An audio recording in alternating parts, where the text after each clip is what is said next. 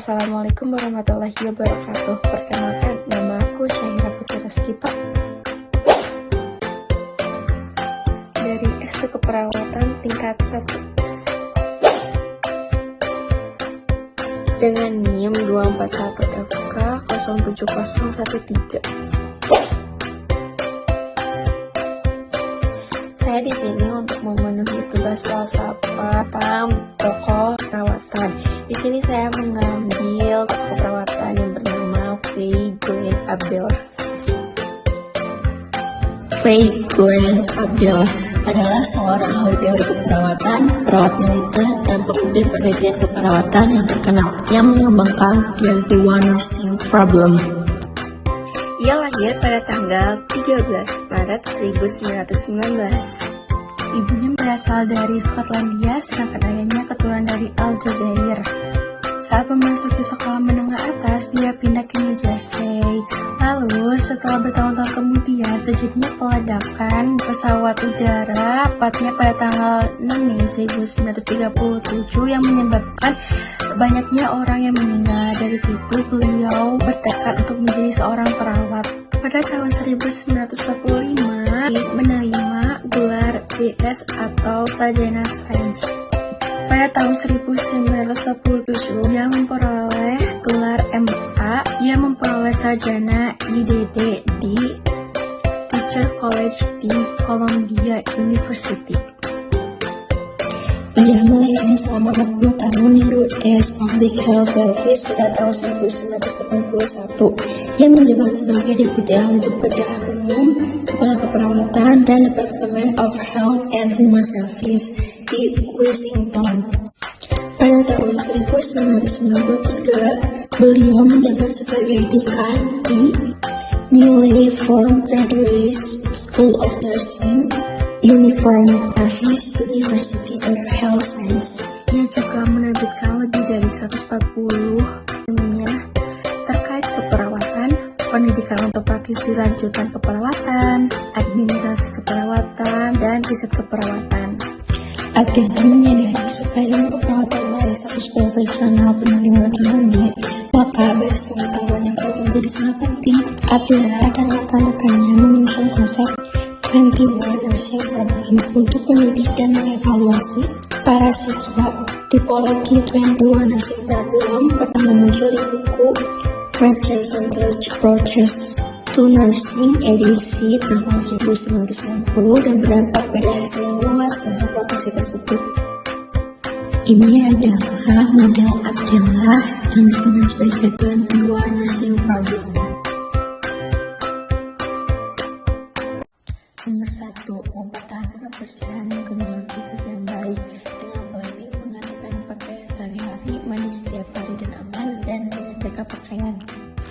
Nomor 2. Mempertahankan aktivitas, latihan fisik, dan tidur yang optimal dengan planning olahraga teratur, tidur teratur, dan istirahat singkat setiap hari dalam suasana yang santai dan berstres. Yang keempat, mempertahankan mekanika tubuh yang baik serta mencegah dan memperbaiki deformitas dengan perencanaan, memilih benda dengan benar, melakukan latihan anggota tubuh secara teratur pada area persendirian yang normal, serta memiliki berat badan yang seimbang dan melakukan penimbangan berat badan setiap hari. Yang kelima adalah memfasilitasi masukan oksigen ke seluruh tubuh dengan perencanaan, melatih pernapasan dengan mengerucut, beratur efektif, penggunaan cairan berjalan setiap hari, penggunaan masker dan kanula, serta posisi kepala, leher, dan tempat tidur yang benar. Yang keenam, mempertahankan nutrisi untuk seluruh sel tubuh dengan perencanaan pola makan berdasarkan kondisi ginjal, jantung, dan penyakit penyerta. Makanan sehari-hari bervariasi seperti buah, sayur, sereal, daging, dan susu. Mempertahankan eliminasi dengan perencanaan mobilitas, asupan cairan, penggunaan serat.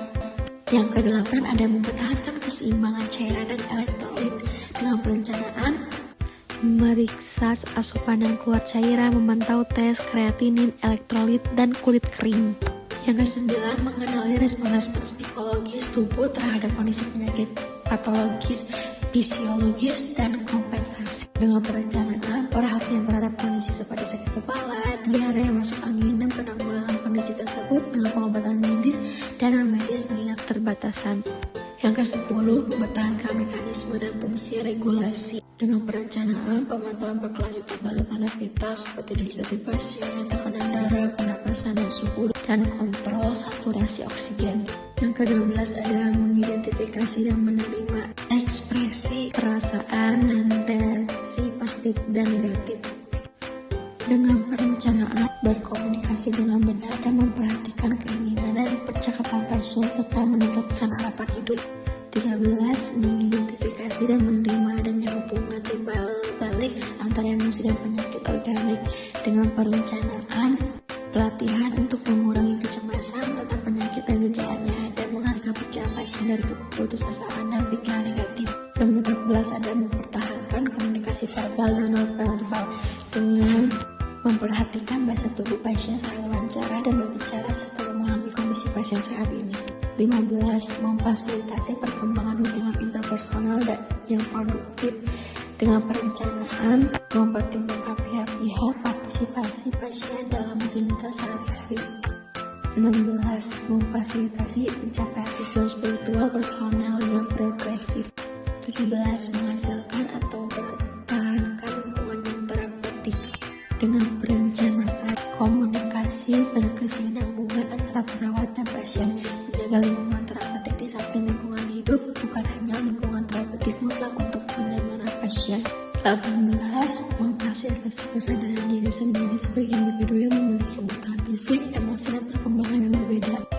Wawancara harian, partisipasi pasien dalam tugas, penugasan beberapa urusan kepadanya, dan penggunaan dorongan untuk memotivasi pasien. 19. Menerima tujuan optimal yang dapat dicapai sehubungan dengan keterbatasan fisik dan emosional dengan perencanaan, melatih menggunakan alat bantu seperti kursi roda, kru, dan alat bantu jalan sebagai alat pelengkap, bukan suatu keterbatasan, dan membuat pasien mencapai posisi yang sesuai lingkungan dengan tugas pendidikan berdasarkan minat, bila musik, aktivitas khusus, dan membaca buku. 20. Menggunakan sumber-sumber di komunitas sebagai sumber bantuan dalam mengatasi masalah yang muncul akibat dari penyakit dengan perencanaan, menyediakan lingkungan khusus seperti ruang isolasi dan ruang perawat, dan menerima pengobatan jika kondisi pasien rumit. Yang terakhir itu ada 21. Memahami peran dalam masalah sosial sebagai faktor yang mempengaruhi dalam munculnya suatu penyakit dengan perencanaan, keterlibatan pasien dalam pertemuan berbasis pasien dalam lembaga pendukung, keterlibatan pasien dalam diskusi kelompok, dan kepemimpinan kelompok dengan penekanan pada penghormatan terhadap hak-hak interpersonal dan penghormatan terhadap hak-hak orang lain dan membantu mereka sebagai seseorang